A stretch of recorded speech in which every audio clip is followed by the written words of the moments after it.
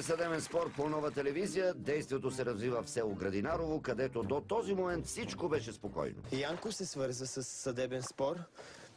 Казва, че дъщеря ви не му дава да си вижда детето вече повече от 1 година. Кога? От февруари 2012 година, нали така? 12 от февруари, 22 февруари. Тогава, както взях от тук, не ми разрешава да видим детето си. Това отговаря ли на истината? Ко? Не. Тъста хем не разбра въпроса, хем отговори. Ко? Не. Направо е като машина. Ко? Не. Не машина, Кръстев, а същински гърга питич от черна котка Белкотарак. Но да оставим тъста, защото се задава един буреносен облак. Тъщата. Кой ден дошъл той тук дете да вземи? Що лъжи? Що докара той този телевизор? Хубава работа. Екипът се превърна в телевизор. Ти със своите лъжи. Закръта ли се занимава с тебе? Пътите никой не се... Вече телевизора ли ни кащи, бе? Тъщата е толкова ядосена, че зетя ни телевизор, ни радио може да го спаси. Вече телевизора ли ни кащи, бе? Виж какво ще те кажа. С телевизор няма да му плашиш. И докато репортерът телевизор се чуди на кой канал да превключи, С телевизор няма да му плашиш. лютата ромка продължи да ръси бисери. Виж, сладнико, посер жалби. Чакай сега, господин млад меринджер. Ти си млад меринджер. Меринджей, жаби, тук става страшно. О, най-доброто, Кръстев, те първа предстои. Колко? Чакай сега.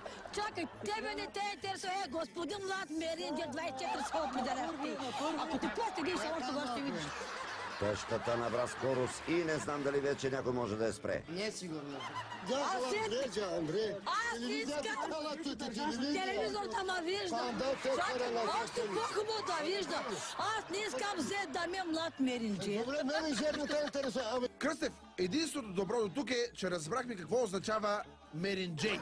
Аз не искам зет да ме млад меринджер. Добре, менеджер не те интересува. Репортерът телевизор се намеси, но това нагнети още повече обстановката. Янко казва, че дъщеря ви проституира. Кога? Край, заклак. Кога?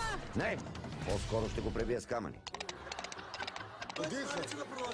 Не, дайте, моля ви се, не дайте. Пуснете, моля ви се, пуснете термини. Абе, той не е твоето дете. Не кажи е твоето. Напред, ще чупя този телевизор. Това не могат да го укротят и в цирка. Ще чупя този телевизор. А кой е баща на детето? Кой е баща на детето? Успяха да натикат тъщата в двора, но не се гаси той, що не гаси. И оградата не е особено стабилна.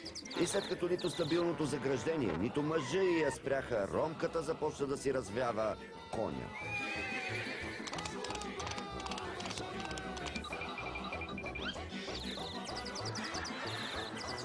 Си да се откапа чуждо дете. Как се откажи, като той е мой вече? Правда ли? Може ли вътре? На това му се казва нагледно доказателство. Как се откажи, като той е мой вече? Правда ли? Може ли вътре? Ти докажи. Докажи ти.